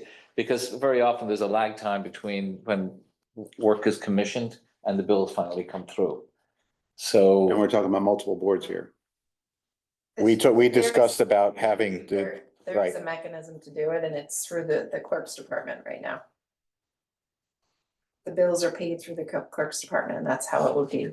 but my experience sometimes with projects is you think you're at a certain point and then there's residual bills keep coming in. And Well, that's- like, how do we identify? that's exactly what was happening. Yeah. Was these bills, there was a lag between, so what there needs, the meeting, we were very clear in the meeting we had with MPV as to for how we want to proceed moving forward with these projects. Are we getting estimates from MPB? They get estimates also. The applicant gets an estimate. From, and as the project develops, there'll be a secondary. Yeah, and tertiary. MPB is also, going to monitor their own billing as well and in conjunction with the caps, right? I made an analogy. They have to work with the village. I made an analogy in the meeting that if I hire a contractor and tell him I have $5,000 Right. to do this job, can you do the door and the floor? And he says, yeah. And then it turns out that it's gonna cost more money. He continues to do the work, I already told him that this is my cap. I can't go any further than that. So. Unless you it's- add a window. I'll say it, right, but Or The unless you same- communicate, unless you it needs communicate. to be communicated, so I think anything like this will be an improvement. There's no doubt about it. it's gonna definitely be an improvement. Well, they have no choice at that point because you already got the door and the floor. Right, well, and I guess we're going to court. I don't know. how- I know. So, yeah. So we need a motion to change these fees. So moved. I move. Okay, motion by trustee Kane, seconded by trustee Plum. All those in favor? Aye. Opposed? So moved. Resolution to appoint members to the Sag Harbor Business Advisory Committee. This is a committee that I would like to start. It's so that I can communicate directly with members of the business community. They can come to us if they have concerns directly. And those members would be myself, Jesse Matsuoka, Kevin Menard, and Sam Pizzulo, who is, as you know, works at Tudo. He's one of the managers there. So I need a motion. I'll move. Motion by trustee Plum, second. I'll second. Seconded by trustee Corish. All those in favor? Aye. Opposed? So carried. Resolution awarding tree trimming services to Ray Smith and Associates for the 2025-2026 fiscal year. So moved. Motion by trustee Kane. Do I have a second? Second. Seconded by trustee Corish. All those in favor? Aye. Opposed? So carried. Resolution awarding garbage container services to Mickey's Carting for the 2025-2026 fiscal year. Move it. Motion by deputy mayor Hay. Second. Seconded by trustee Corish. All those in favor? Aye. Opposed? So carried. Resolution awarding sewer plant sludge hauling to Hampton Septic Services Incorporated for the 2025-2026 fiscal year. So moved. Motion by trustee Corish. Do I have a second? Second. Seconded by trustee Kane. All those in favor? Aye. Opposed? So carried. Resolution accepting the resignation of current treasurer Charles Brucey. And I just wanted to say thank you for all your service, not only as treasurer, but also in advising us in financial matters. I think you've been invaluable to the village, and working with Mrs. Bolseris, helping her to get up to speed. I just wanted to personally thank you for all your efforts that you put into this village. You've done an excellent job on the presentations. You've been very clear and concise with your reports. Just wanted to personally thank you as a resident of this village and as the mayor. I'd like to echo those sentiments. I think you've been fantastic. I've loved working with you. It's been an education. Thank you. I appreciate that. We all have, Charles. Yes. And thank you to Deputy Mayor Hay for bringing us Charles. And is it true that Charles is no longer the treasurer, but will not be completely gone? No, Charles has assured me he will remain on to advise us and to counsel us when it We have comes a lot to. of, we have a lot of work to do, Charlie. Yeah. Thank you, Charles. But Charles, that's the only way we're gonna move it. All right, so on that note, I do need a motion. So, Motion by trustee Kane, Second. seconded by deputy mayor Hay. All those in favor? Aye. Opposed? So moved. Thank you, Charles. Resolution authorizing the use of reserve funds representing the proceeds from paid parking. I'll make the motion. Motion by trustee Corish, sec- seconded by trustee Plum. All those in favor? aye, Aye. Opposed? So carried. Resolution authorizing Rayner Group, PE and LS, PLLC to provide land surveying and mapping services in connection with Sag Harbor Fire Department's museum located at 46 Church Street. So for those of you that don't know, the fire museum, we don't have a survey on the building. And it's a village-owned building. As you know, the partnership is going, I'll talk about that later, is going to be running the project to do the renovation. And they need a survey with topographical features in it. So I need approval to go ahead with this. It's $4,000 for that survey. I'll make that motion. Motion by trustee Corish. Do I have a second? Seconded by deputy mayor Hay. All those in favor? aye, Opposed? So carried. Resolution authorizing extension of agreement with IMEG Engineering. And this is for our sewer treatment plant, correct? Yeah, it's to extend their position as our consultant engineer down there. Done great work over the years. Yes. So I'll make that motion. Motion by trustee Corish, second. Second. Seconded by trustee Plum. All those in favor? aye, Opposed? So carried. Resolution authorizing an agreement with Sag Harbor Union Free School District to provide police patrol services. So this is between the school and the police department in the village. I believe that a former agreement expired last year. So this is to provide patrol services up at the school. They're going to be willing to pay us money. I believe it's the salary of an entry officer. So I need a motion. I'll move it. Motion by deputy mayor Hay, second. Second. Seconded by trustee Plum. All those in favor? aye, Opposed? So carried. Resolution authorizing notice to proposers request for proposals for Havens Beach stormwater watershed delineation and conveyance analysis. I'll make that motion. That's the grant money we got from New York State to study the watershed of Havens Beach. So I will make the motion. I'll second. All those in favor? aye, Opposed? So carried. Resolution awarding the RFP for professional services for the construction of a new boardwalk and railing connection windmill beach and John Steinbeck Park. This is what we've been talking about, the project that's going to connect Windmill Beach under the bridge to Steinbeck Park. We're going to award that to the sole bidder, LK McLean Associates, Engineering and Surveying, DPC LKMA. Same rails, right? Same detail.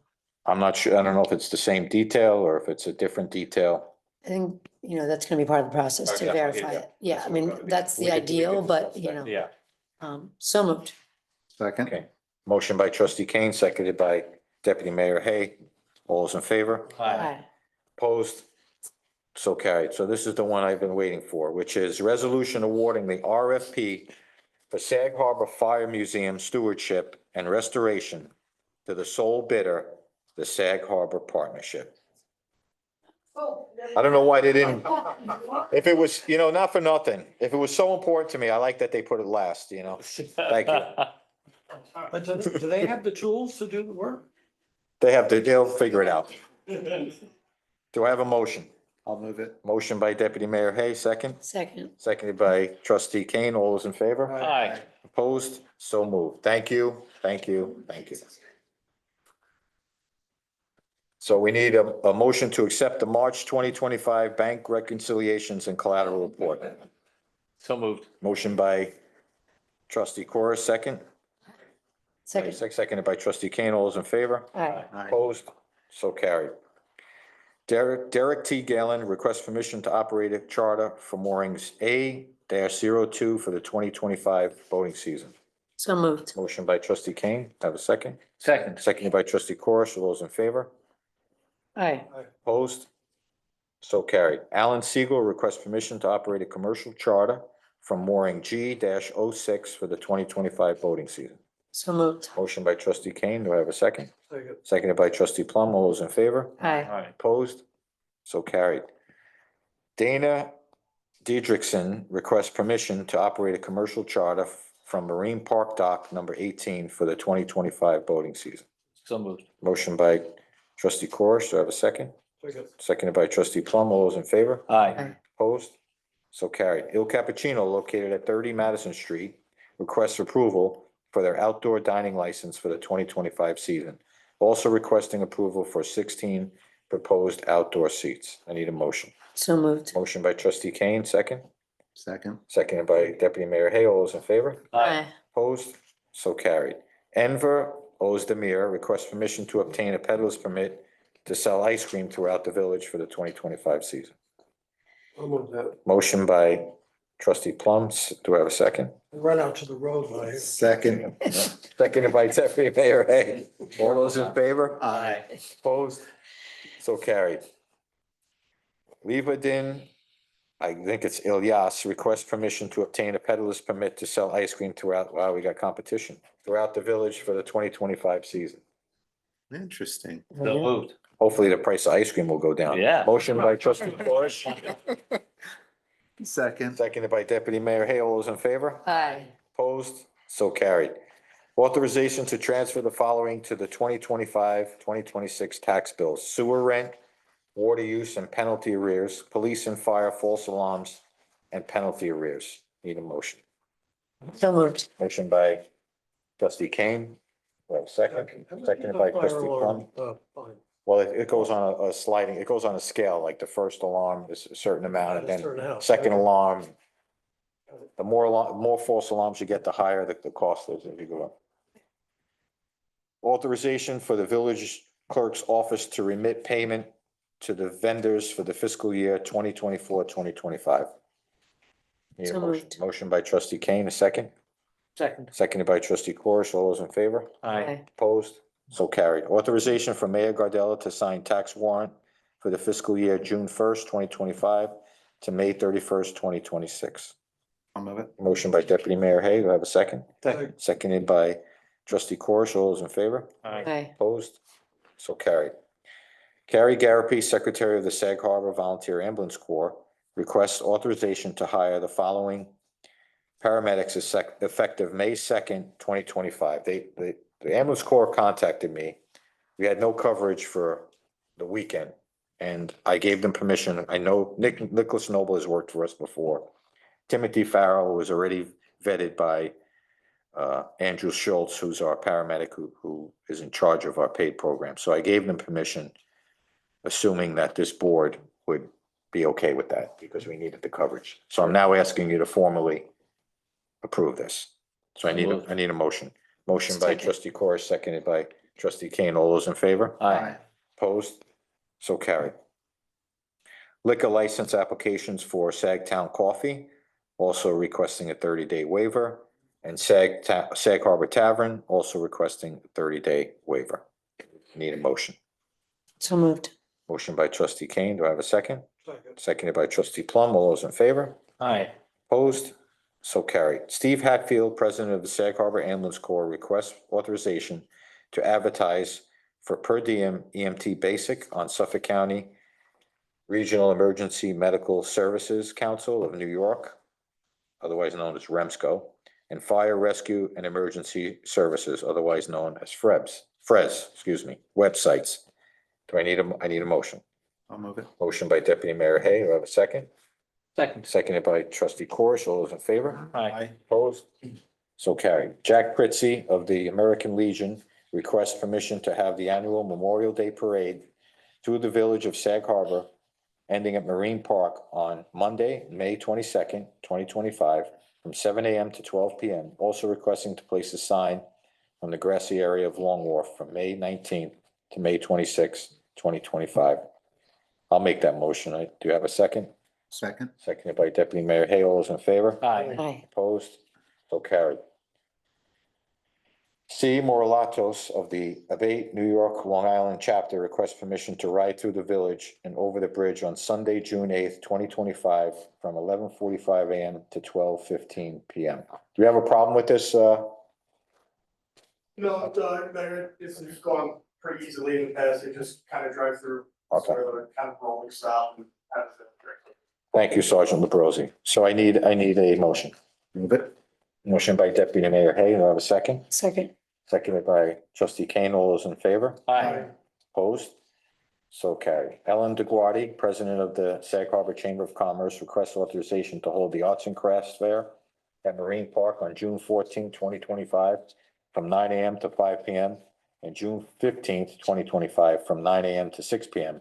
Also requesting to place signage on the grassy area of Long Wharf, Route 114, and beside Mash Hashemewett Park. Lastly, requesting a day for setup on June 13th, 2025.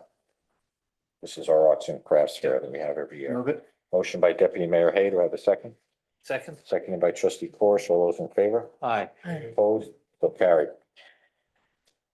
Jesse Matsuoko of Sen Restaurant requests permission to have an Arigato Festival in the parking lot of 17 Main Street on June 15th, 2025, from 12 PM to 5 PM. So moved. Motion by Trustee Corish. Do I have a second? Second. Seconded by Deputy Mayor Hay. All those in favor? Aye. Opposed? So carried. I just wanted to ask you, all of these were already vetted by the chief and the fire marshal before they come to us, right? Yes. Yeah. Awesome. Thank you. Jennifer Edwards of the Sag Harbor Whaling and Historical Museum requests to have a fundraising party on Saturday, June 21st, 2025, at 200 Main Street. I think it says also requesting to place signage on the grassy area of Long Wharf, the edge of Route 114, and beside Mashemewett Park. Mashemewett Park. There you go. That was good. So moved. Okay, motion by Trustee Corish. Do I have a second? Second by, thanks for saving me there. Trustee Plum, all those in favor? Aye. Opposed? So carried.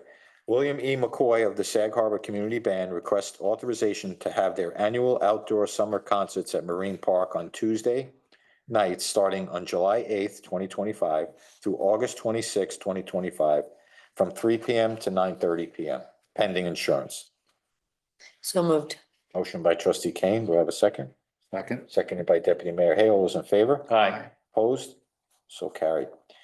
Kathy Murphy of the Hampton Flea Incorporated requests to have Hampton Vintage Market at Old Whalers Church on June 25th, 2025, and August 9th, 2025, from 10 AM to 5 PM. Also requesting to place a banner on the grassy area of Long Wharf from June 11th, 2025 to June 25th, 2025, and July 26th, 2025 to August 9th, 2025. Do I have a motion? Is this new? I don't remember this. It happened last year, they did one event at the Old Whalers Church, so Okay. here is their, doing their second and third. I'll move it. I haven't had any complaints about it, so. Motion by Deputy Mayor Hay, Second. seconded by Trustee Kane. All those in Anything favor? Anthony would let us know. He's not here. All those in favor? Aye. Aye. Opposed? So carried. Kelly C. Dodds of the Sag Harbor American Musical Festival requests permission to have the Sag Harbor Music Festival on Saturday, September 27th, 2025, and Sunday, September 28th, 2025, from 10 AM to 8 PM. Requesting locations, Marine Park, Steinbeck Park. Also requesting permission to place a sign at the grassy area Long Wharf, Route 114, and beside Mass Hashemewett Park on September 15th, 2024 through September 28th, 2024. Lastly, requesting Thursday and Friday, September 25th and 26th, 2025 for site setup, and Monday, September 29th, 2025 for site cleanup. So moved. Motion by Trustee Kane. Second. Seconded by Trustee Corus. All those in favor? Aye. Aye. Opposed? So carried. Michael Chung of the Sag Harbor Hills Improvement Association requests permission to have a Labor Day block party on Saturday, August 30th, 2025, from 12 p.m. to 8 p.m. at Nineveh Place. She also requests a rain date for August 31st, 2025, from 12 p.m. to 8 p.m. I think it's Michelle, John. Or Mikhail? I need a motion. I'll move it. Motion by Deputy Mayor Hay. Do I have a second? Second. Seconded by Trustee Kane. All those in favor? Aye. Opposed? So carried. Kristen Santori, Programming Manager of the church, requests permission to have Summit Theater Dinner Celebration Fundraiser on Saturday, June 7th, 2025, from 5:30 p.m. to 9 p.m. at 48 Madison Street, the church. So moved. Motion by Trustee Corish, although Second. seconded by Trustee Kane. All those in favor? Aye. Opposed? So carried. That brings us to the approval of the bills. We have warrant number 42 in the amount of $433,897.01. Warrant number 47 in the amount of $429,108.51. Warrant number 48 in the amount of $432,655.02. Warrant number 49 in the amount of $126,688.75. And warrant number 50 in the amount of $543,503.14. I need a motion to pay warrants 42, 47, 48, 49, and 50. So moved. Motion by Trustee Corish. Do I have a second? Second. Seconded by Trustee Plum. All those in favor? Aye. Opposed? So moved. That brings us to our public comment section, 15-minute public session. Input for comments and questions, 3 minutes per speaker. Anybody like to speak? Sure. I probably shouldn't spoke about Anthony's here, but just to the point of the truck exclusion, I know it's come up I've been 2 of the last 3 meetings and it's come up in all of them. I know congestion's a big thing. I grew up in a family that does excavation work and I had a landscaping company. So speaking on a personal level, as well as my professional level, I was shocked to find out years ago that 4 of the 5 main roads in this village have a 5-ton weight exclusion. That being Main Street, Jermaine Avenue, Madison Division. So that leaves you 1 road in the village you can legally drive down with a truck. So you're pushing, right, if you come into the village from where my father and my family shop is, and I have a job in Sag Harbor, I can't go down Main Street from the point of the intersection of Jermaine Avenue. Right. Right, so the revamp, I think, of the truck exclusion and the signage, because there's no sign, there's never been a sign in my whole life. I used to be one on Jermaine when you went around the corner, but that was one big. But I was shocked, like, you can't drive down Main Street, right, which most people would think of as the truck route in this village. And technically, you can. So. Except for like local delivery, right? It says, yeah, to pick up or drop off, I think, materials are on that roadway. But, you know, to a lot of, I think, truck drivers would assume they're on the main road, driving down that road. And on the law enforcement side of it, the enforcement of truck exclusion is very difficult. And you're also just kind of arbitrarily picking and choosing. I don't know where somebody's going. It's very time consuming. You need to then get, you know, big trucks are supposed to have, you know, their bill of lading, their paperwork that says where they're going. But you get into checking that, you're checking registrations for weights. We don't have scales to confirm weights. So you're advocating for a different solution? I'm not advocating for a different solution. I think there's a workaround that maybe the main roads should not be truck excluded. Some of the side roads for sure, unless you're working on them, but it does become a very hard thing to just say, all right, somebody go sit here and pull over everything. And then you're blocking the street while you're Right. doing all of this. You also, correct, but you also want to do it in a somewhat fair manner. Sure. You say to me, every 3rd car pull over because, Yeah. you know, it becomes a thing of, well, why'd you stop him and not him? Yeah. It's very difficult. Most other things we do in an enforcement thing, we witness somebody making an infraction or committing a crime, we stop them.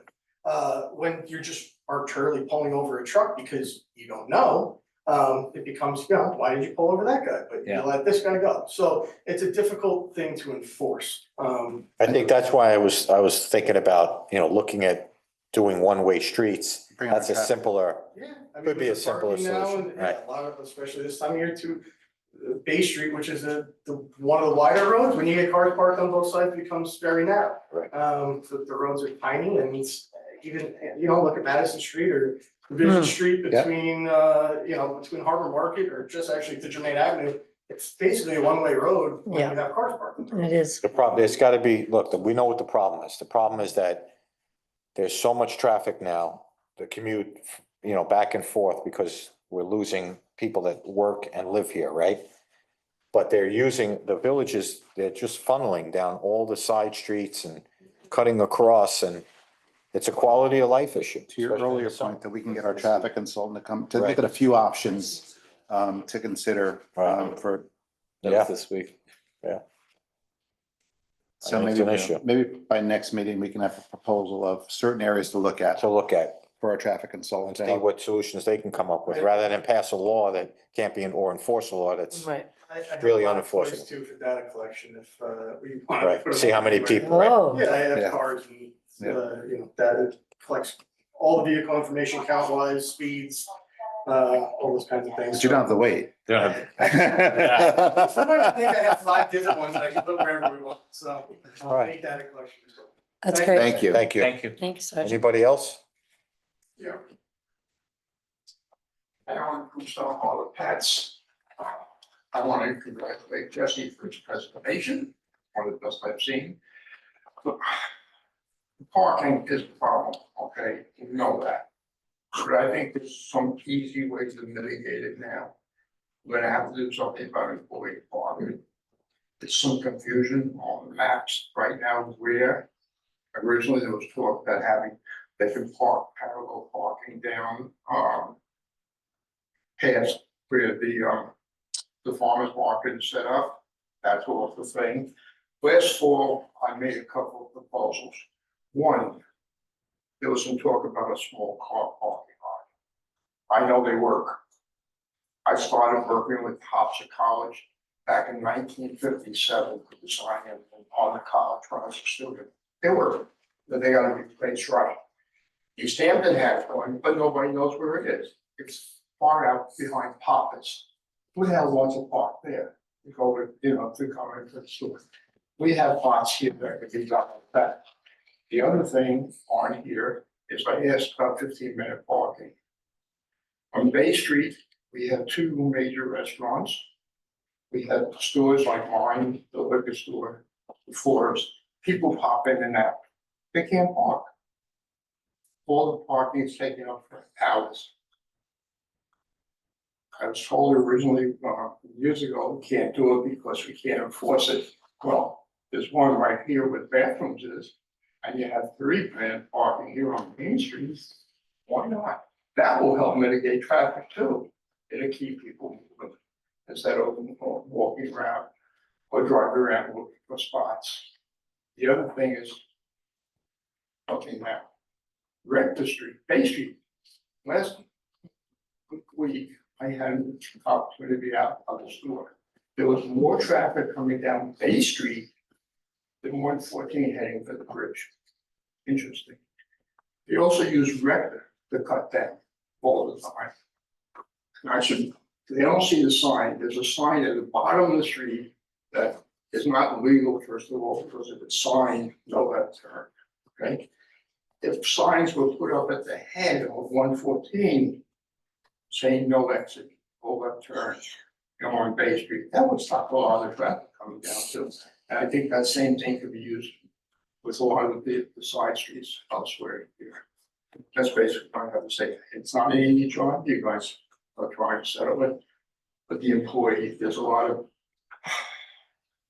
Jesse's got to educate a lot of people. That's the hardest part.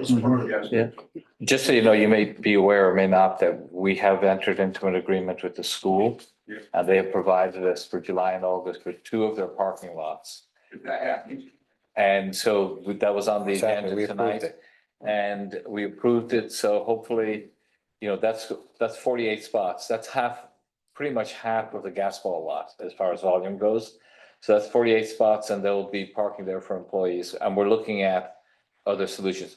We do understand the problem, believe me. I know everybody's looking at it. Yeah. It's season's coming into it. Yeah, well, that's why we have this agreement in place already. And that's why I'm here. Yeah, thank you very much. Thank you. Very much. Reminding me, by the way, that I talked to the chief about having, there's a lot of software packages that to take pictures, that record the car, because I know you can't walk all the way down Bay Street, traffic officer.